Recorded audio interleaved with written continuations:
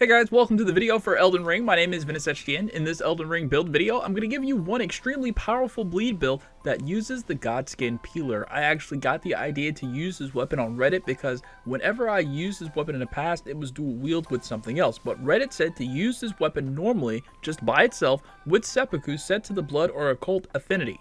I tried it and I was actually extremely surprised and satisfied with the results. Using this weapon made me feel as if this is how the game should be.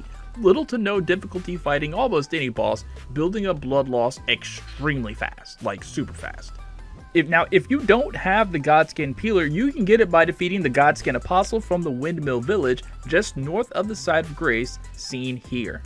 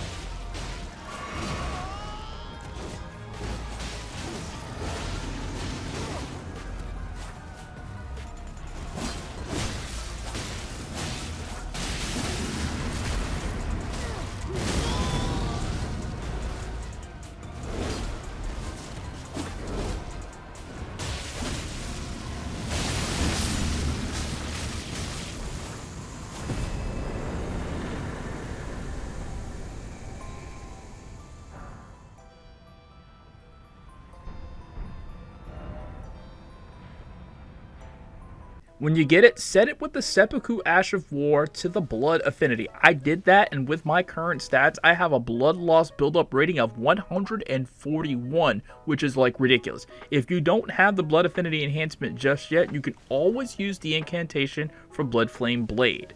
For certain bosses that don't bleed, you can set the Godskin Pillar to the occult affinity as well. Other equipment that I use for this build are the White Mask for increased attack power when blood loss is nearby, the Rakshasa Armor, Greaves, and Gauntlets. The Rakshasa Armor set from the DLC gives you a slight boost to damage output. For Talisman, I'm using the Rotten Wing Sword Insignia for increased attack power with successive attacks, the Lord of Blood's Exaltation for increased attack power when blood loss is in the vicinity, the Twin Blade Talisman for an enhanced final hit in the chain of attacks, and the Dragon Crest Shield Talisman. For the mixed Physick, I'm using the Opaline Hard tier for boosted damage negation of all types, and the Thorny Crack tier for a boost to successive attack power. When it comes to incantations, I'm using the Golden Vow, Flame Grant Me Strength, Giant's Flame Take Thee, and Ancient Dragon's Lightning Strike. For my stats, I'm on New Game Plus 3, so my level currently is at 278 with this build. My stats are, Vigor is going to be at 81, Mind is 30, Endurance 55, Strength 17, Dexterity 55, Intelligence 9, Faith 30, Arcane 80. I wanted my Arcane and Vigor as high as possible with this build. Arcane to give me the best possible blood loss build-up score, and Vigor so I could take a few more hits while spamming the sword's unique running heavy attack. This is why the weapon is so special. Its running heavy attack does a 4 or 5 hit combo very fast that ends with a stab that is incredibly good at building up blood loss. It's almost like Eleanor's pole blade but without the FP cost. So long as you have the weapon set to the blood affinity and are using the Seppuku Ash of War, you'll almost instantly put any boss's blood loss meter to the top if they are capable of being affected with blood loss buildup.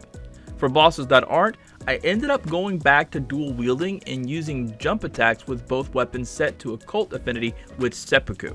I did this with the Elden Beast and I was able to wear its health down surprisingly fast. But for certainty, with any boss that can bleed, use the running heavy attack with just the weapon held in both hands. I have never used this build before now and I was just in shock at how effective it is. I have to say this is now like top 2 bleed weapons in the game. Try it for yourself and let me know what you think. Alright, that's going to be it for this video. If you have any questions, please let me know down in the comments. Thank you so much for watching and I'll catch you next time. Peace out.